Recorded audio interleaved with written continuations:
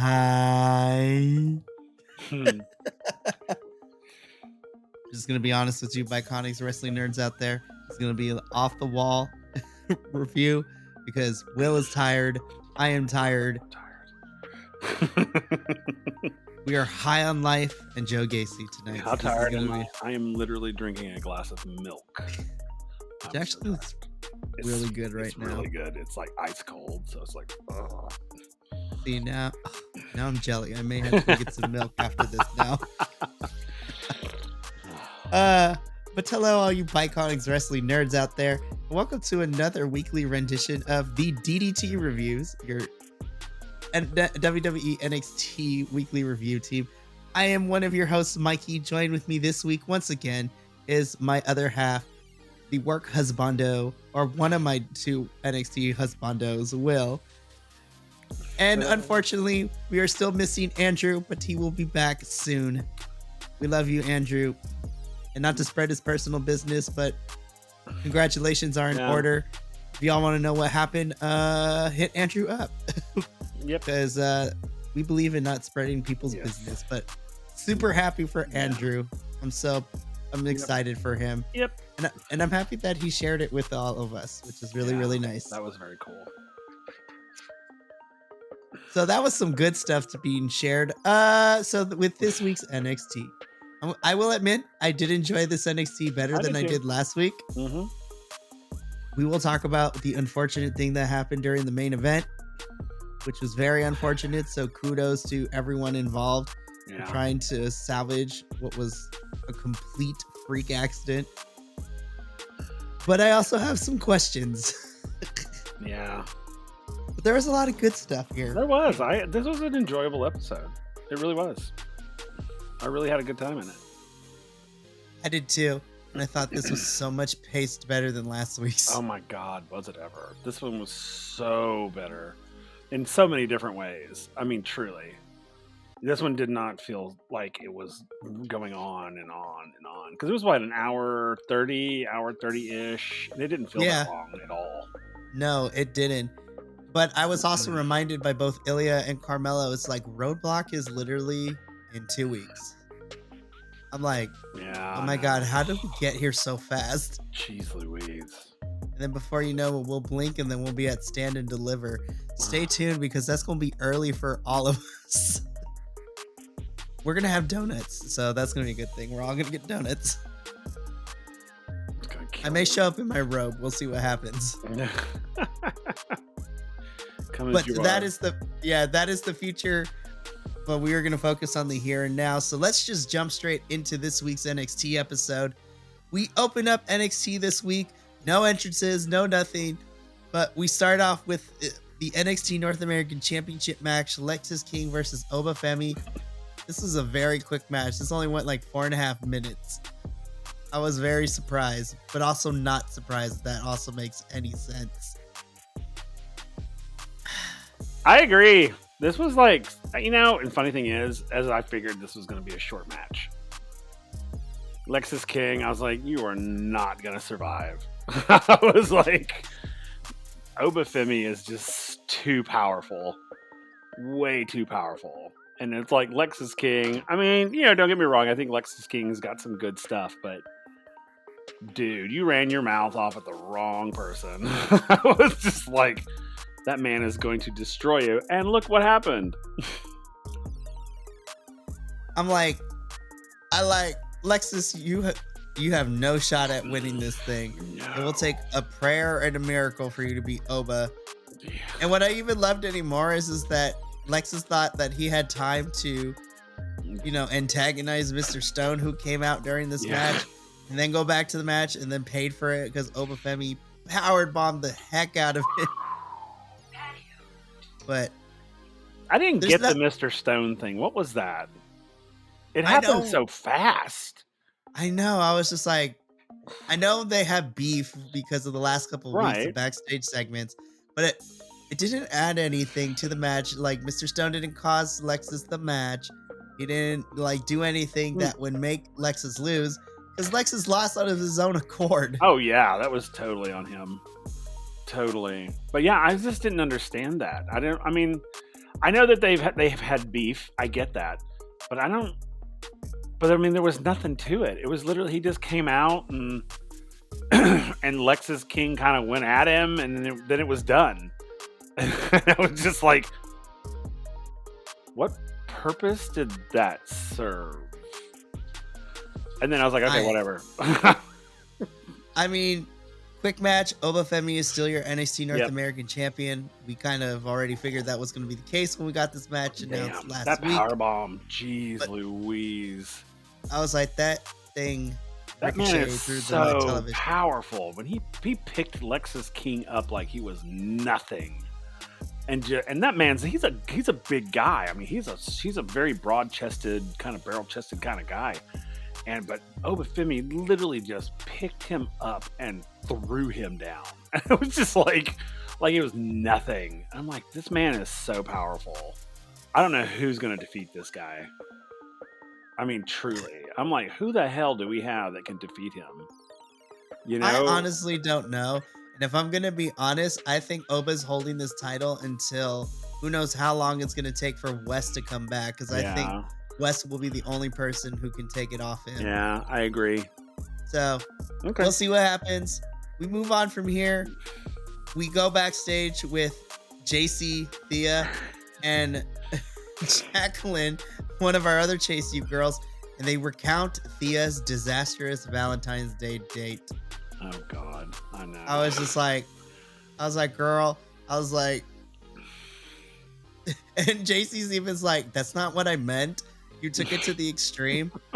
And then so Ariana Grace is in the background and she's kind of eavesdropping, and then she pops in to give her advice. And then I'm listening to Ariana. I was like, actually, she's kind of speaking some facts here. Yeah. And I was like, hold up. Is she turning babyface now? Because this is some face advice. I know. She's like, you got to acknowledge it. You have to. I was like, yo, this is great dating advice. I was like, where's Ariana Grace? Like, who is she? What happened to the Ariana Grace we've been seeing the last couple of weeks where she's just being annoying, but she's legit trying to help Thea out? I'm like, this is actually great advice. I know. And JC gets mad and she starts to get a little possessive here. I know. That was so funny. Custody of a Thea match. I'm calling it right now. Yeah. I see it. But ultimately, this serves up the purpose to not only tell us that the date was a disaster, which we'll talk about later in the evening, because there's one other person that Thea expresses the disappointment of her Valentine's date with, which I actually kind of enjoy. I love that segment. I was like, yo, the women's locker room is therapy for me. I'm like watching everybody talk to each other the way they are. Agreed. I loved it. And even more friendship bonding. We get Tatum and Lyra backstage after this, with Lyra making sure that Tatum is still okay after getting kicked upside the head from Lola last week. And so she tells Tatum, I need you to stay in the back when I have my match against Shotzi. That is how you can help me. And then Tatum goes into the many different ways that she can help by hitting Shotzi with the baseball bat and things like that. This is such an odd couple. I love them so much already. We'll talk more about Lyra later. Speaking of odd couples, we get in-ring segment with the Wolf Dogs. So basically, they talk about everything from winning the Dusty Cup to who really carried the team. They're ready to face some challengers, which then allows Chase U to come out, and they tell the Wolf Dogs that they should be the first ones in line to face them. And then Nathan Frazier and Axiom come out and also stake claim, because they also have great motives. Because I was like, Nathan and Axiom kind of should have been number one contenders, because they have won more matches, which then has Ava come out and being the general manager sets up a number one contender match to settle the score. Look, I love the Wolf Dogs as a tag team. I'm super happy. Me too. I'm so excited to see how their tag team title reign is going to go. Me too. And the funny thing is I really kind of hope they hold on to it for a while. I hope so too. I really do, because I really love their teaming. Which again, I'm just like, I can't believe I'm saying it, but it's so good. It's so frick. It just works. It works, and it drives me crazy. And when they were out there talking about, and they were like dissing each other, and it was just like, it's like, oh my god, I freaking love you guys now. I just freaking love you guys, and I hate that. I hate it so much because I hated them so much. In the beginning, individually, we were so like, much. nah, we're not kind of feeling them. And now that they're together, I'm like, holy jeez, where'd this come from? Seriously, we love them both. And this sets up a tag team match later in the evening. So then, I actually really like how this played out. So we're backstage. We get a quick interview with Roxanne, how she's a little more feisty now, which then immediately leads into her entrance with her match against Ren Sinclair. Mm-hmm. Ren wanted this match because she got punched in the face by Roxanne last week, which had my favorite part of all last week was the best part. It's like, did you punch her in the face? You gave Shotzi a title shot? No. Did you? Did you not punch Ren in the face? Yeah, I punched her in the face. I love it. That was a great moment between her and Ava. That was so good last week. It was so funny. And again, this was also another short match. It was. But it's okay though. I think, I wasn't upset with it. I just like I wasn't really upset with the Obafemi Lexis King fight. I mean, it made sense. Right. And I think this one did too. To me anyway, it did. So the shortness of it didn't bug me like I thought it would. Because usually with women's matches, I'm like, no, they need to be longer. But I think this one was perfect. Because it was just one of those I need to prove a point matches, and that's what it did. And I thought I don't think that it had to go any longer. So I was cool with it. One interesting thing that I found in this match is that Roxanne goes for her finisher, the Pop Rocks, but then proceeds to go into a crossfade on Ren's face after hitting Pop Rocks, which was like, ooh. I was like, are we gonna have this crossface be the new finisher for Roxanne now that she's going heel? I know, right? I was like, she hit Pop Rocks, but then she went into the crossface for the win. I was just like, I love small little details like that. Me too. I do too. I liked that a lot actually, because when she threw Pop Rocks, I was like, okay, that's it. And then she didn't finish. I was like, wait, whoa, what? She's like, I'm gonna hurt you now. Tap out. I know, exactly. That's what it was. It's like, bam, and now I'm gonna hurt you. And I was like, oh my god. And then she tapped out, and I was like, wow, way to go, Roxanne. The heel turn is working for me with Roxanne, and I love it so much. Me too. God, it's so good. I love Roxanne Perez anyway, but I love her as a heel, though. Oh, absolutely. I'm just like, this is great. Roxanne picks up a win that continues her momentum, and her heel turn is still going. So then we get into the first question mark that I had of the show. So we're backstage chilling with Metaphor. So Lash Legend has a match later in the evening, which I'm here for Lash getting screen time because I love her. But the four of them are just, Metaphor is literally just chilling. And then weirdly, the No Quarter Catch crew come in. This was a very clunky promo. I'm like, somebody forgot some lines. Somebody missed their cues because this was very, very clunky. So rough. It was so rough. It was just like, we've got 5 minutes, guys. Let's run through it one time, and then let's do it. And it was like, because it was okay until I think until No Quarter Clutch crew came in, and then it got weird. Because when they came in, everybody missed marks. It was like they were all crowded in. It was like you couldn't see anybody's face because I was like, guys, open up. I need you to open up because I was like, what is happening? It was so claustrophobic. I was like, this is too crowded of a scene. Like, what is happening? It was so bad. This is probably the worst moment of the night, I think, because I literally was not a great segment. I was like, what is happening in here right now? And this was pre-tape too. Y'all could have did a second take. What is happening? I agree. I know it's like, come on. You could have seen that was bad and went, oh, we need to do another take, guys. Come on, let's do one more take. It's like, no. Oh God, it was so bad. It was hard to watch. It was hard to watch. It was super clunky, only to get to a point that we could have like gotten straight to.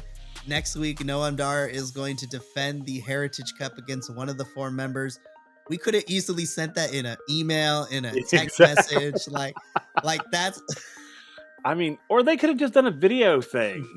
Like, you could have had Metaphor sitting in there going, blah, blah, blah, blah. And then on the TV, it suddenly pops up with the No Quarter Clutch crew going, hey, we're coming for you, but you don't know which one. You know, it's like, they did not have to do this. It was like, wow, you're right. This is totally one of those meetings that could have been an email. Seriously. I was like, you could have gotten this point you still could have gotten the same point across in a more effective way. And then in a shorter way too, because this was like 30 seconds of like Maxine Waters. I need to reclaim my time. Yeah. I mean, literally, you could have sent it to me in a text. I mean, like, come on. Or even has someone come in with the iPad. Like exactly. Yeah, it was so bad. It was so clunky and amateur, actually. And you know, and the sad thing is like usually the metaphor promos are pretty good. But I don't know if this was Metaphor's fault or if this was No Quarter Clutch Crew's fault. Because it was like, because No Quarter Clutch Crew kind of they like crowded in there, and it was like it just felt way too many people. I was like, can we widen the camera angle and spread it out a bit? Something I don't know. I was like, if y'all are in the locker room, like you have space. Like I know what is happening. Weird. It was so weird. So weird. So thankfully, the next thing kind of washed that taste out of my mouth because this was my match of the night. Mine Josh Briggs versus Brooks Jensen. Lord have mercy. God. This match was hard hitting from both sides. Yeah, and it was sad. It was so sad. That's why I liked it. This had a story. Each other. Oh, I agree. Absolutely. And I absolutely agree. It did. It hit me emotionally. I was just like, wow, man.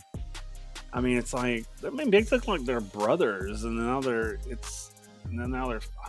And then the end of the match was that moment between them was just like, oh man. It hit me in the gut.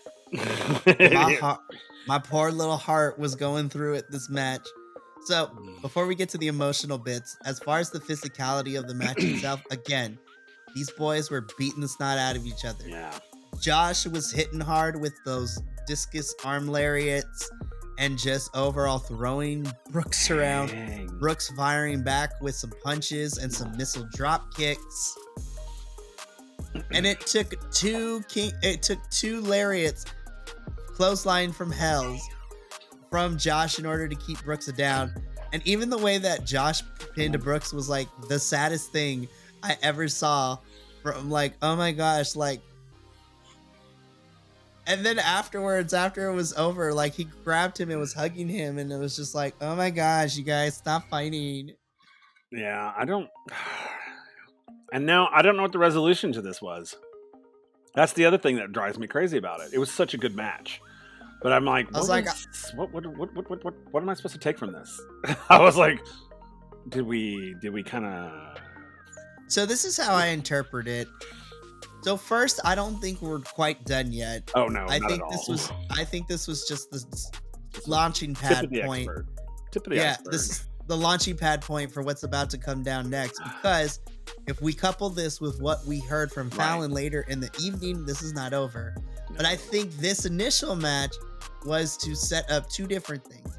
One, it continues to make Josh look like a badass as to what he's been the last couple of weeks. Right. But more importantly, this was a match for Brooks to prove, not to Josh, but to prove to himself too, that he can stand on his own 2 feet, even if it took lots of hard hits. And I had to rewind a couple of times. I think Josh started to bleed at some point during this match. I think he did too, actually. Because I think there was blood coming from his mouth. Of course, Josh is always bleeding. Have you noticed that in almost all of his matches, he bleeds somewhere? I was like, that big man is bleeding a lot. Yeah, this match was brutal. I mean, this was truly, and the funny thing about it is this is like truly like sibling fighting. You know, this felt like brothers fighting each other. Like, you know, I've seen, you know, I had an older brother. We used to fight, and I mean, and it was literally like we tried to kill each other. I mean, that's the way it was, and that's how this felt. And I think that's why this was my match of the night, because I mean the physicality in the match itself was brutal, but you and me, Will, we have seen this relationship like grow from when we started to review NXT together, and then we were here for the split. Now we're here where they're at odds with each other. This had everything that I could possibly want for my weekly wrestling. Yeah. The match itself was really fantastic. I like the characters that we got going on for Josh and Brooks. And even though this was like a 1-2 week build to this match, the story of what we got to has been the most interesting aspects of it to me. You know, with the last couple of weeks with Brooks looking sad in the background, and then Josh throwing him against the locker room wall the following week and telling him to grow a pair, and then to the brawl they had last week and setting up this match. This checked every box for me, and this is why this match is my match of the night. Yep. I loved it so much. Oh, this was my absolute favorite match of the night. Absolute favorite. So good. Then we go from my match of the night to my favorite segment of the night. We go into Silence of the Lambs. I'm just kidding. Or if you want to, Dark Knight Rises too. Yeah. Because literally, we get an opening shot of Joe Gasy still in his wrestling gear from last week and still locked in the straitjacket and still looking all beat up too. And he's behind, like, shout out to the set designers, to the camera crew for making one of the offices in the NXT building look like a solitary confinement with the padded room. So Joe Gacy's in this padded room, and then we get a brief shot of Dijak with lots of coffee cups, and his Bailey stick gets thrown onto the table. And literally, I was just waiting for Joe Gasy to do the Anthony Hawkins, like, with the tongue. I was like, what is happening here? Oh, but what he did do was pretty damn cool, though. When he breathed on the glass and then did this smiley with his nose. That was a twisted smiley face too. Oh, and when he blew in it, it looked like it had horns. Yes, I was just like, okay, this is kind of cool. I even love the quick cameo that we got from our resident NXT lawyer, Luca Cristofino. I was like, what is Crucifino doing here, bro? Right. This is not legal. This is not legal, Dijak. And Dijak is like, he broke my law. Well, in the world we live in, this doesn't happen. I need to have another match at Roadblock between these two. And I want a blow-off match at Stand and Deliver if we're going to get these two at Stand and Deliver. Yeah, I agree. Like, I love weirdly enough, I love the metaphors that Gasy was using too. It's just like, this is a looping train track. Dijak's like, I'm going to make this train go off the rails. And then at the end of it too, Joe Gacy's like, it's not over, and continues to laugh maniacally and be crazy. Oh my God. How I told you last time, every single time I see Joe Gasy on my television, I love him more. He made me love him more, even more in this segment. I love this crazy ass character that he's created. It is so fun, and it's so great because it's sort of the opposite side of the coin of his Schism character, because his Schism character was shady as well, but this is like the craziness. I mean, it's like pure crazy. It's not even like, oh, he's got a mental illness. No, he's like fucking nuts. Like I'm gonna kill you and eat your skin type of thing. I mean, it's like weird, and I love it. And I love the whole him in a straitjacket. I love that I love this whole dynamic between him and Dijak, which is so funny. How these are that he and Dijak are the two these two they focused on. Because remember, Gasy was he was going after everybody. He went after Joe Coffey, which was another fun one. But this, with Dijak though, it's like they are creating a full-on story arc with these two, and I am loving it.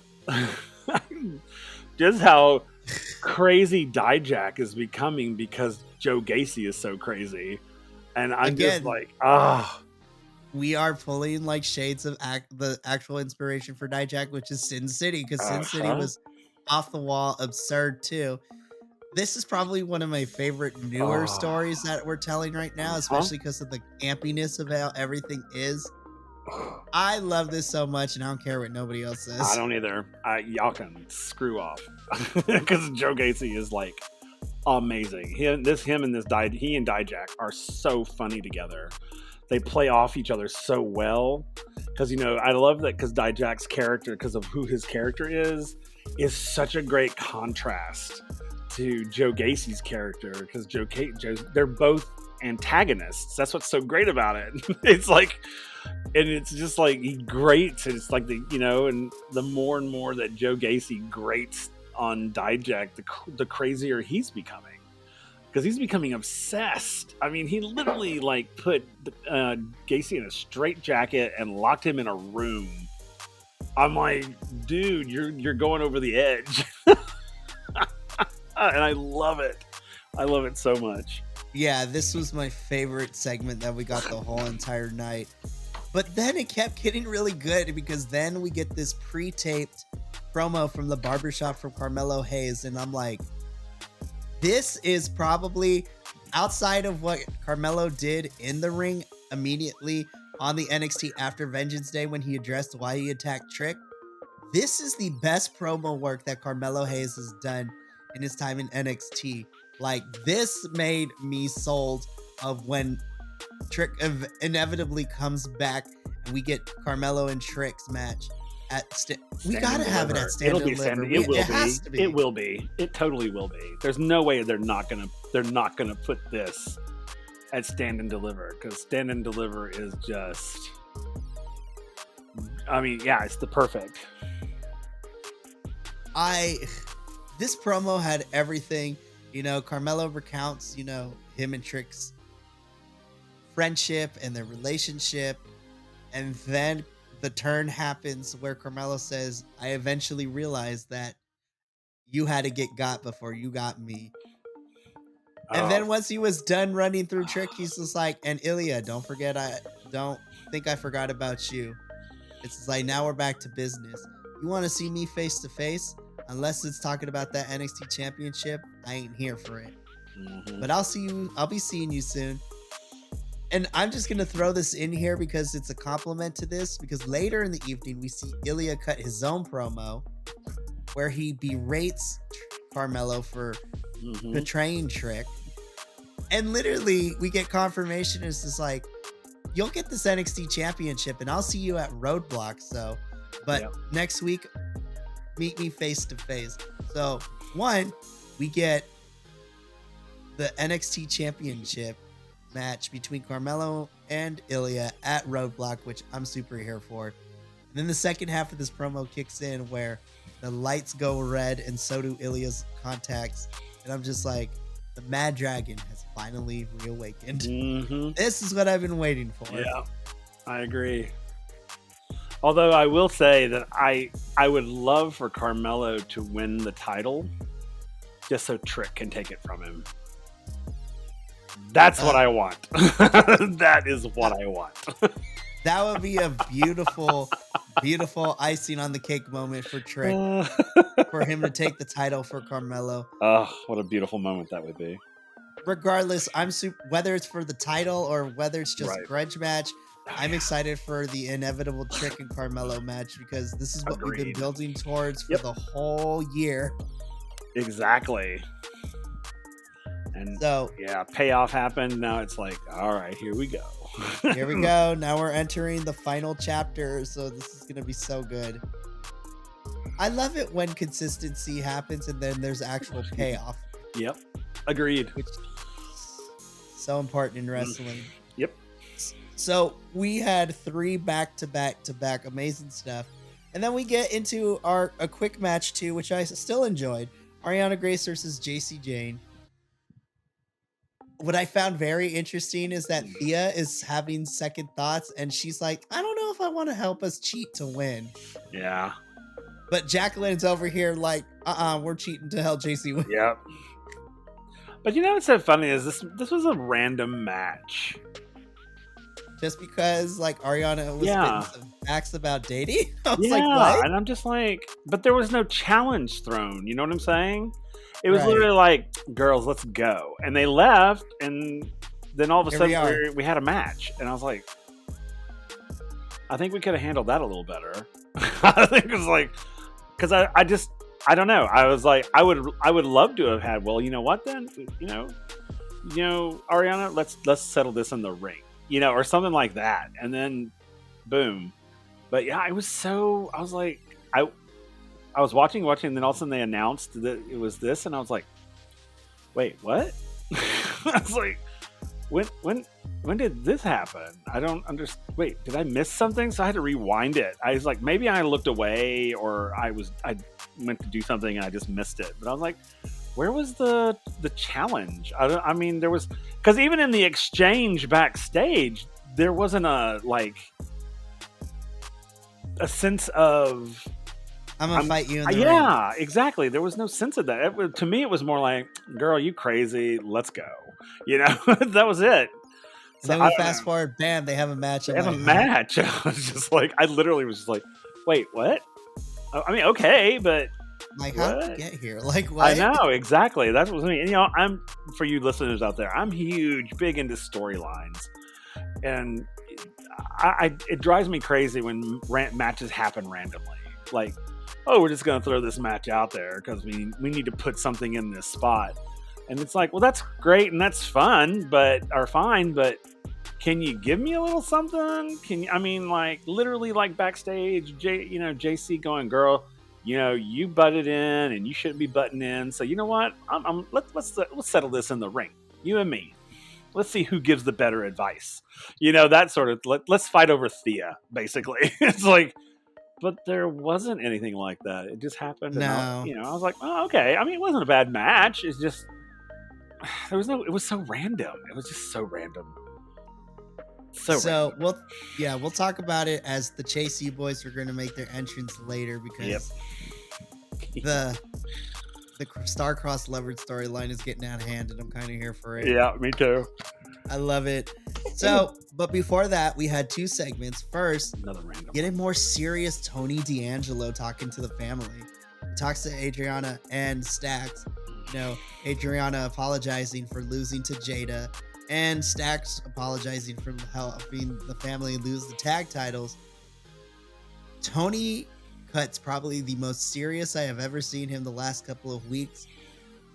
And it gave me an uncomfortable feeling, but like in the best way possible. Mm-hmm. If we're getting a singles run from Tony D'Angelo coming up soon, and him being more vicious and being more mobster-like, I am here for it, because Tony states in this whole thing, he doesn't fault Adriana and Stax for losing, but he wants to take the family in a different direction.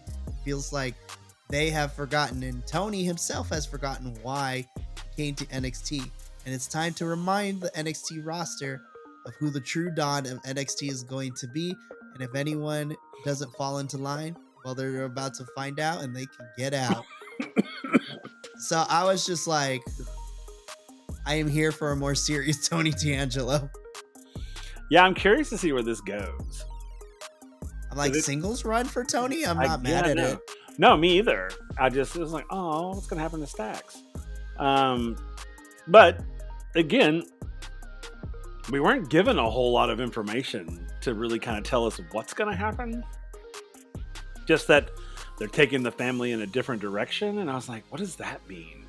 I mean, are they going to go like full heel? Are they going to go like full on like the Godfather type? You know, it's like, so I'm really kind of curious of where this is going to go. I'm really excited about where it's going to go, but I'm really kind of like, what's happening? What's going to happen? Me too. I'm super excited to see where we go with all of this. Yeah. So it was good. It was a good promo. And then before we get into our tag team match, we quickly get a backstage interview with Ridge Holland. You know, we get information that, Ridge did decimate the Gallows Boys with the chair last week, which we saw. And so next week, he's going to address the NXT universe and what's about to go down. I was just like, I'm very interested to see what happens. And the funny thing is like, I'm sorry, but the Gallows Boys deserved it. They deserved it. I love them because I think they're a great heel group, but they deserve that chair beating they got. I'm sorry, they did, because they have just been pounding on him, literally pounding on him every chance they could get. And then he finally turned the tide, which I thought was great. And then just bam, all three of them, bam, bam. And then he just wailed on Joe. I was just like, and then till the referees had to come in and take the chair away from him. And I'm like, I literally was like, good for you, Ridge. Good for you. They deserved that shit. They really did. And anybody else deserves it too, because nobody has come to your aid. Nobody. You should just be like, screw you guys. I was like, I was just like, and I'm right by him. I'm like, absolutely. Nobody came to your rescue, and they should shame on them. Nobody did. And good for you for beating the Gallows Boys down. I was like, so I was like, good for you. And then he's like, well, I'm gonna, address this next week. And he's like, she's like, well, I guess we're done. I'm like, yeah, you are. I'm interested to see.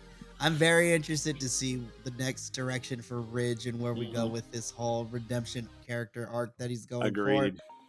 Which then leads us into our number one contender tag team match, Chase U versus Nathan Frazier and Axiom. I thought this was a fun match, though I kind of wanted more, though. I was expecting more from these four. I agree. Specifically from Chase U, because Nathan and Axiom kind of carried the Chase U boys through this match. The outcome of this match was surprising. I mean, truly. It was, I felt it was very surprising. I mean, it makes sense, I guess, in the storyline, but I don't know. I mean, because I think Axiom and Nathan Frazier are better wrestlers than Andre and Duke. I think Duke's a really good wrestler. I think Andre's a little doughy in the middle. But I found it very weird that Chase U won this. I kind of also find it weird that Chase U won too. I know the crowd loves them. Oh yeah. But if we're looking at the last month or two, Nathan and Axiom have kind of had more wins than Chase U. Yeah, and I'm just like, So I don't know where we're going. What I'm hoping is that Chase U ends up being the Wolf Dog's opponent at Roadblock, and I will be more okay with Nathan and Axiom losing if that means that. I don't know how we would build it out, because we're going to talk about, because another tag team has entered the chat. Yeah, that's true. But listen, give me a triple threat at Stand and Deliver between Nathan Axiom, who we're about to talk about in a little bit, and the Wolf Dogs at Stand and Deliver, because I would be here for that. Mm-hmm. So Chase U picks up the victory after a really fun back and forth between Nathan and Andre trying to pin each other. And then out of nowhere, the OC / the Good Brothers come out from main roster on SmackDown and attack and lay out both Chase U and Nathan Frazier and Axiom. So we have a new tag team in the division. I'm like, oh boy, here we go. Which actually I'm okay with the family kind of like not really going to be in the tag team scene for a little bit. And then with news reports that I believe Idris Enofe is injured too, so Malik and him are going to be out of the tag team division for a hot minute. We need another tag team, because we're running out of tag teams right now. I'm very surprised to see, once again, main roster stars in NXT. But if I'm going to be completely honest, I think the Good Brothers are going to be okay in NXT because they're not really doing anything on SmackDown right now, which is a shame because they are good wrestlers. But yeah, they're also really big dudes too. I thought Duke Hudson was big, but woo boy, Luke Gallows is really, really tall and really, really beefy boy. Yeah, he is. My feelings about main roster people coming down. And I know we needed somebody to fill in the gaps. I get it. My big thing is, and I'm here for them. I liked them. I thought they were fun, and then they had that little outside bit later on. So ridiculous. I love them, and they're great. Oh, I love they totally sold me. I was like, yeah, I like these guys. But my big beef is like they come down and they just win everything, and it's like, and sometimes it just defeats what's happening in NXT with our new people coming in and learning the thing, and then all of a sudden these main rosters people come in and just beat everybody down, and I'm just like, really? If they're going to be here for a while, then they need to lose some too. I'm sorry, but they do. Come in and whoop some ass and then get your ass kicked. I mean, then I will be on board 100%. I absolutely will. I hate when they bring in main rosters into NXT and they literally win every match. And then they win every match against some teams that they shouldn't have won against. It's just, I don't know. It's just weird. I guess I'm just weird that way. I don't know. No, I see where you're coming from. And the Good Brothers are at least going to be here for the next couple of weeks. Right. So we'll see how they add to the roster. And only time will tell But again, I love them. I think they're great. They're hilarious. I love them so much. They're so not serious about themselves. Which is great. Which I love. I was like, you both are so big. You're both intimidating figures with all these tattoos. But you're silly as hell. I was like, you're like the uncles. Like, you're the uncle and his friend. Yeah. His roommate. I was just like, you look intimidating, but you are some of the funniest people on the planet. I love them so much. Their parking lot interview was so funny. Oh my god, that was so funny. Oh, they were so ridiculous in that interview. I loved it so much. It was hilarious. Right. So we already talked about Ilya's promo. We're gonna get a face-to-face between him and Carmelo next week.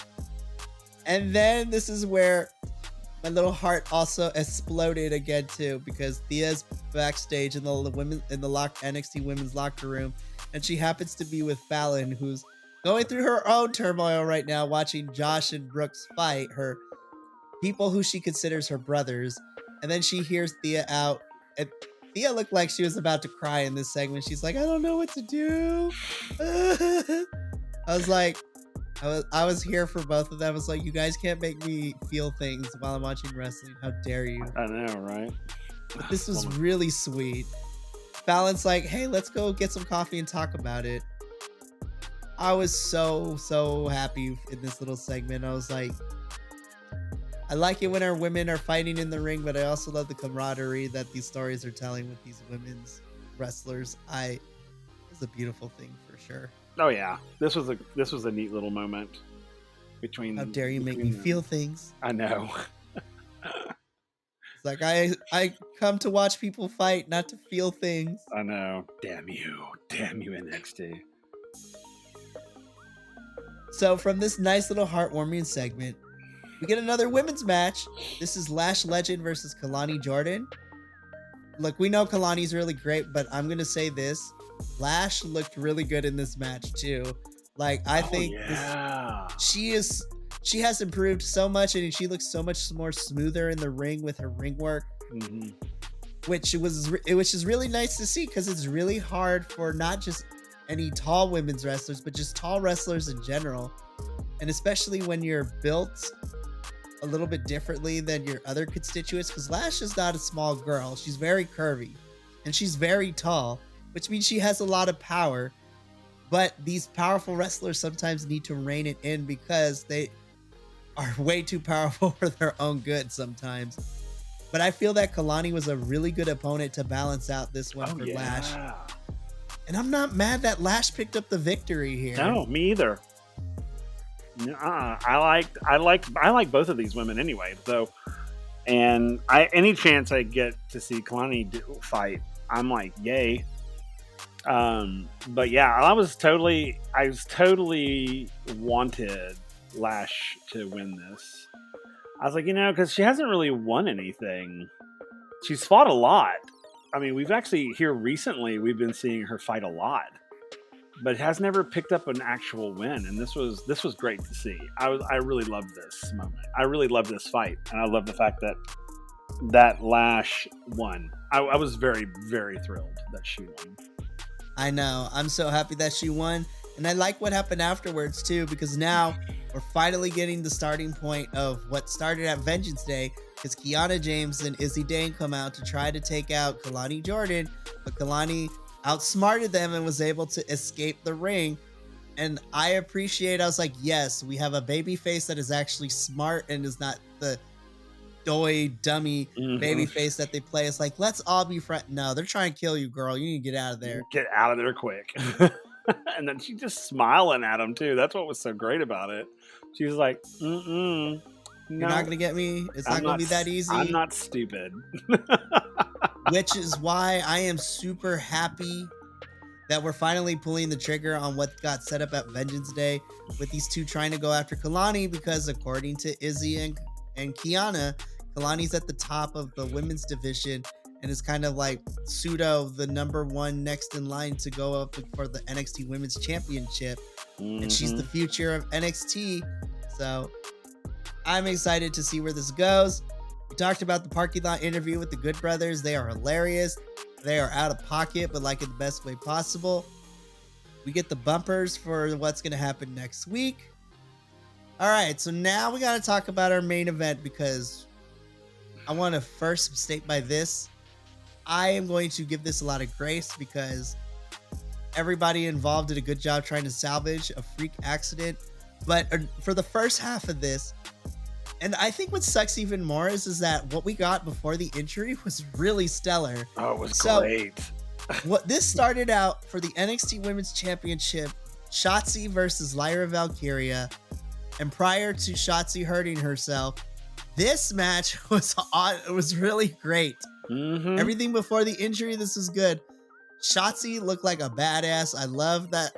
I never get tired of her riding in with the tank. Yeah, I love the tank. God, I love that. I love her whole wrestling aesthetic. Like the blue looked really nice. The blue lace, like against the black leather of her ring outfit, like so good. Lyra was great. She reminds me of Tank Girl, like the movie Tank Girl. That's exactly who she reminds me of every time I see her. But oh my god. Okay, I gotta talk about it. Is the injury? Oh my god, I saw it when you see it happen. That's what's so. That was what. And it was just a routine move too. Like she jumped. So Shotzi jumps off to kind of like ricochet Lyra off of the middle ropes. But as soon as we land, if everyone's paying close attention, you see that knee go. Oh my god, it was so painful. It was so hard to watch. And so the thing that broke my heart about it is that Lyra was like down and she was doing her thing, like everything was the way it was supposed to be. And turns around and it's like, and then it's like, oh shit. And then you can see that there's a moment when Lyra's face is like, oh dang. It's like, uh-oh. And then she goes over after because they got her up the first time, then she went back down because the pain was so bad. And then that's when Lyra was like, oh shit. This is like legit. Yeah, and so then she's waiting in the ring with the ref to see what happens. So before we get into what ended the show, so some update on this, because Shotzi tweeted this out. So that injury, Shotzi tore her ACL. Yeah. And for anybody who knows about it, and I see some people like not be like super critical, but they're genuinely curious and like, what happened? I was like, because the misconception is that tearing an ACL, you have to be doing something super extraneous like that. And I want to blanket this statement with me not being sexist. This is from research and from doctors. Just because the anatomical structure of women in general is a lot different than men, because men's bodies are physiologically built to, tolerate more pressure onto the muscles and to the tendons and ligaments, whereas women's necessarily aren't. It's not a sexist statement. I am saying that this is research, and doctors have said this over hundreds, like the last couple of 40, 50 years. So this is physiologically based. So this is not me being sexist for the third time. So I want to make that clear. Listen, I have to reiterate this. I don't know how many times, Will, because there are going to be people on the internet that are going to take it out of context, and then we're going to get canceled for it. So I got to do my best to not get us canceled. That's fair. But you're good. Shotzi tore her ACL. She said she's going to be out for about 8 to 9 months, which means Shotzi is pretty much out the whole entire 2024. And I'm just sitting here. I'm like, damn, we just got her back. We just got you. I know. I'm like, damn it, man. I know. I was so bummed. When I read that tweet, I was like, dang. All right. Well, you got to get better, girl.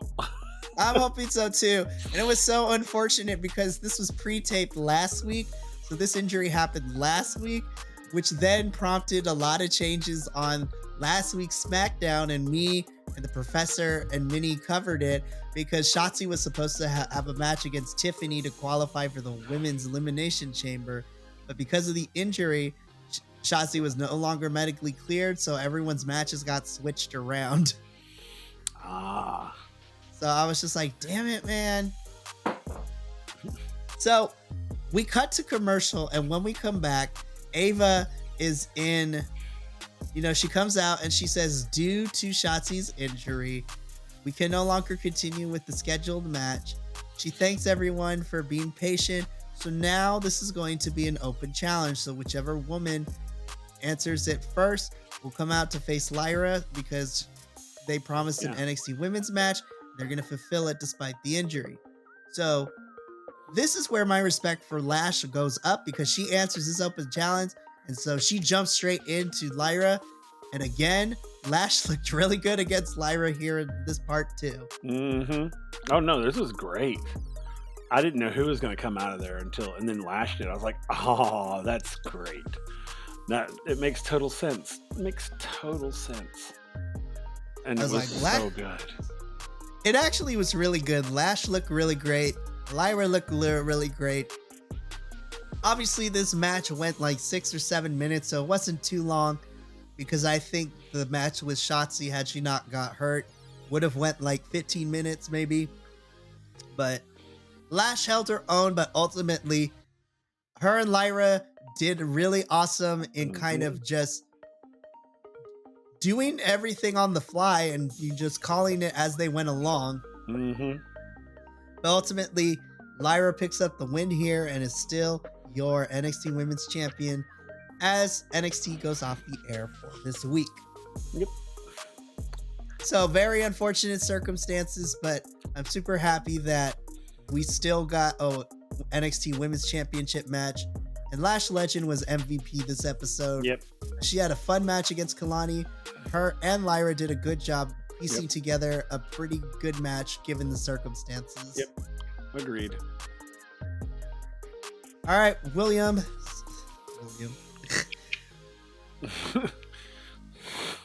It's like, will William come to the principal's office, please? I know, right? All right, Will. So, as always, we got to rate this week's NXT episode. So, how would you rate this episode from Tuesday, February 20th, 2024? I actually gave this an 8. I gave it an 8. The reason I gave it an 8, because, well, there were some moments that were kind of like, what's going on? Why did that happen? Some story weirdness. I thought the episode, pacing-wise, was great. The matches, for the most part, were great. You know, we got our awesome match of the night, which was, Jensen and Briggs, which just set it truly that and the Joe Gasy stuff kind of put me at 8. It's like truly. And then of course, the main event with Lash Legend and Shots, and the whole Shotzi injury was just horrible. And but I love how they kept it going. They didn't just say, "Oh, we're going to stop there." Someone will have to challenge Lyra later. I love that it was literally no. Let's keep it going. We promised a women's championship match, so let's make it happen. And I love that. And I thought that even among injury, they still maintained to keep the episode flowing. Like even in all of that, when that was happening, the flow didn't stop. The pacing of it was dead on. It was great. So I gave it an 8. I agree with you. I'm going to give this an 8 as well for very similar reasons as you stated. I think there was a lot of things that made me scratch my head like, how do we get here? Are we sure? Okay. But honestly, what really pushed it over for me was the trilogy that was Briggs and Jensen going into the Joe Gasy Dijak stuff, going into the Carmelo promo, which I think is some of his best mic work, even if it was pre-taped. Like, This is what I've been waiting for from Carmelo for the longest time, is that him being a face is cool, but he works so much better as a heel, and he's just reveling in it, which I love seeing. So I also give this an 8 out of 10. So we made it to another end of NXT review, Will. It's crazy. So let me put this in perspective. So even though we got to go, so I'm going to do housekeeping in a little bit. But next week's review is the go-home show before Roadblock. So next week, we're probably going to get all the matches that are happening on Roadblock, which is in 2 weeks. Oh my gosh. It just seemed like yesterday we were just about to start Vengeance Day. And now, once we get past Roadblock, Will, we only have a couple weeks until Stand and Deliver, which, woo! I'm very interested to see what we get from there. But we will be reviewing the go-home show next week before Roadblock. If you enjoy what we do here, you can check out all the other reviews we got on the Biconics YouTube channel. You can follow us all over the social medias at BC WrestlePod. If you can't commit to watching our beautiful faces on a weekly basis, make sure to take us with you on the go, because let our voices carry you through the day, because we have audio versions of all our reviews now, which is really, really fun. And I've gotten some people messaging me, be like, yo, I appreciate that you guys have audio versions. I work a lot, so I can't necessarily sit down and watch videos, but I can still keep up with you guys by listening to the podcast, which is really, really nice to hear. And then, of course, if you're going to be in the New Jersey area, the Biconics are going to make their first wrestling convention appearance. We are going to be at New Jersey the Wrestling Show, which is Saturday, May 18th, Sunday, May 19th. Biconics boys are going to have a table there, so stop by, say hi, talk to us. We want to have a conversation with you. It's going to be such a good thing. I'm super excited, and I'm excited to meet some of you. More importantly, though, I'm excited to see if we can meet any of the wrestlers, and I want to be a fanboy and take pictures. Like, oh my goodness. And then report back to everybody else.